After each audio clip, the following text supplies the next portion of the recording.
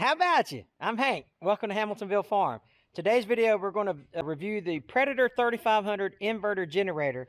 And as soon as I can find Gina, I'm going to get her to start working this camera so I don't have to carry it around, okay? Come on. Here we go. Huh? Hey, you ready? I'm looking for the cat. Yeah, we found a cat this morning, so yeah, a stray cat. Kitty, and I was going to feed it. All right, come on, let's film this video.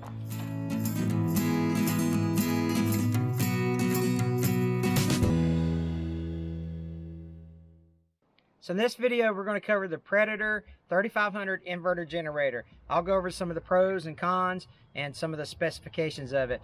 This is not actually my generator. Sometimes you'll see an RV or a travel trailer in the background of some of my videos. Well, my buddy keeps his camper here, and this is actually his. Well, he took his camper down to Disney, and while he was gone, I said, hey, I'm going to sneak this in here. So Paul, if you're watching, I'm using your generator for a video. Okay, so let's talk about the 3500. All right, so this thing, to start off with, it's about 50 to 75 pounds dry.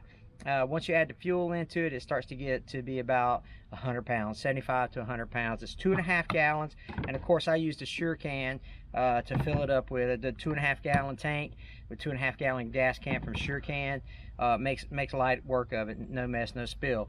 But this Predator, you can get them from Harbor Freight. That's the store that sells. I don't know if Northern Tools sells them or not. So you may want to check Northern Tools as well, but I know Harbor Freight sells them, and they run less than, I don't know, $1,000, somewhere around in there, 950, $1,000. But let's talk about the actual generator itself. I'm actually going to crank this thing up here in a minute and let you see how quiet it is, but I want to show you the front. Let's look at the display, and let's talk about some of the pros on the display. The pros are, it's got the electric starter here. You also have a reset button. You've got your outlets here for your 110.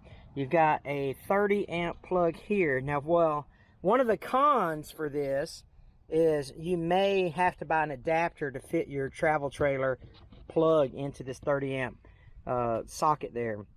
It does have a LED or LCD display. It's got the electronic run and start switch here. So once you run it to start and then press the starter, and then you just switch it back to run, and it runs for the whole thing there.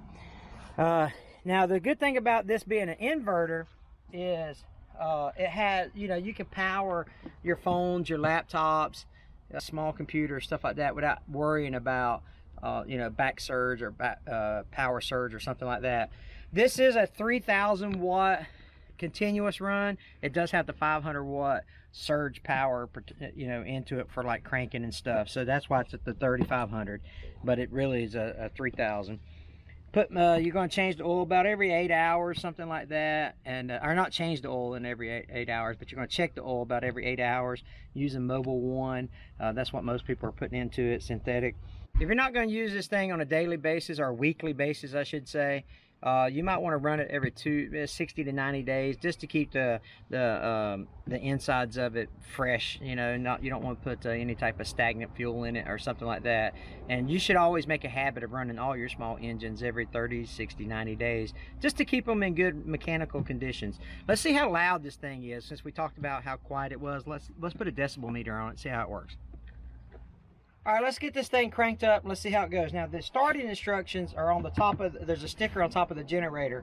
It says we got to turn the ECS switch off to off, which is this button here. So you got on and off positions. So we'll turn it off. Turn the switch to start. So we'll take this switch here, the big round knob. We'll turn it to start.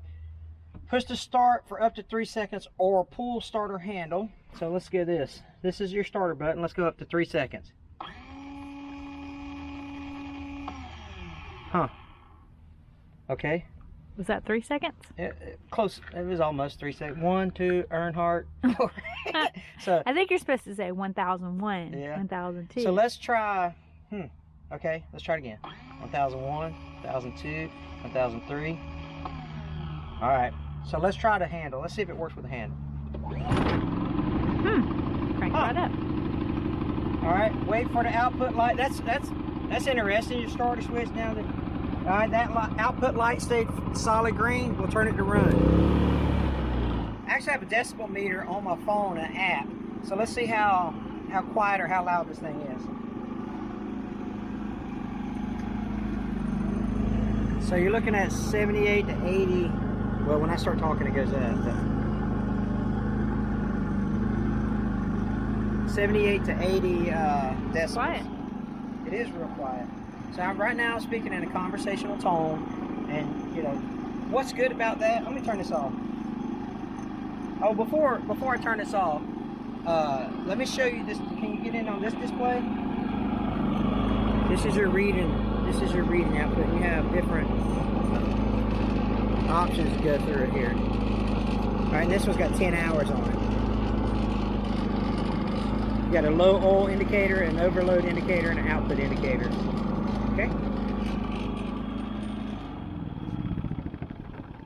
So one thing that I wanted to mention here is one thing that's a con, in my opinion, is it doesn't have a fuel gauge.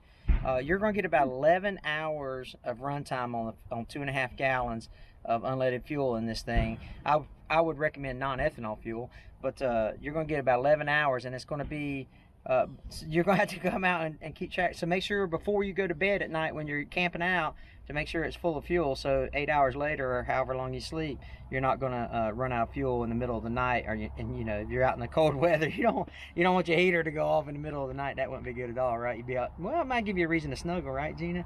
So yeah, if y'all could have seen her face behind that camera. Anyway, so it doesn't have this. And another con that I've noticed is that these wheels are small. Let me move the SureCan out of the way. These wheels are pretty small and not very, it sits really, really low to the ground.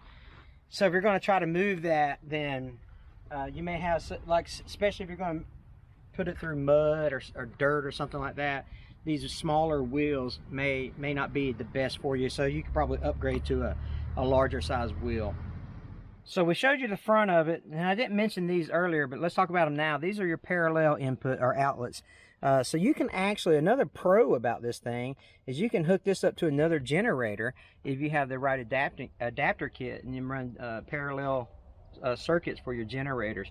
It's got plenty enough power to run anything you need in a small camper or RV, so you don't have to worry about anything like that. Again, I'll put the Amazon link below about where you can buy these on Amazon if you wanted to check them out. But excellent noise for campground situations. You're not going to bother your neighbor. A lot of output for your appliances and stuff in your travel trailer. And obviously it's got a backup starting system if the electric starter don't work like we showed it. And then, but some of the cons are it's a little heavy. You know, especially if you're an elderly couple or something like that that's not used to lifting 50, 75, 100 pounds. So it could be a little challenging to or like me. or, you know, small framed woman like Gina. You know, so the weight of it it's not, I guess it's relative, right? Because it is lightweight, but it's still kind of heavy if you're not used to lifting that kind of weight. The tires and no fuel gauge.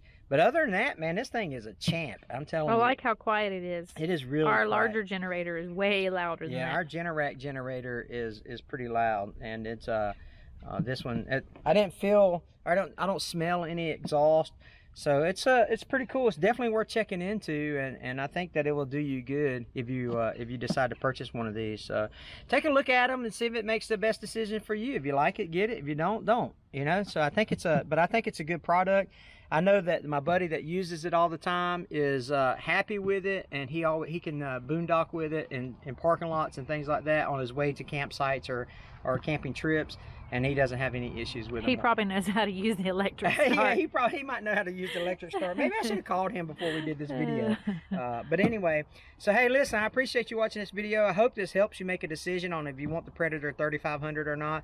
As always, there's going to be this little barn pop up over here. If you click on that, it'll take you to our subscribe page. We would love for you to be a subscriber to our channel and just watch our videos. We do a lot of tractor work, hobby farming, reviews of stuff like this. We would appreciate it if you come along with us for the journey. Okay? Hey, you guys take care. We'll catch you on the next one.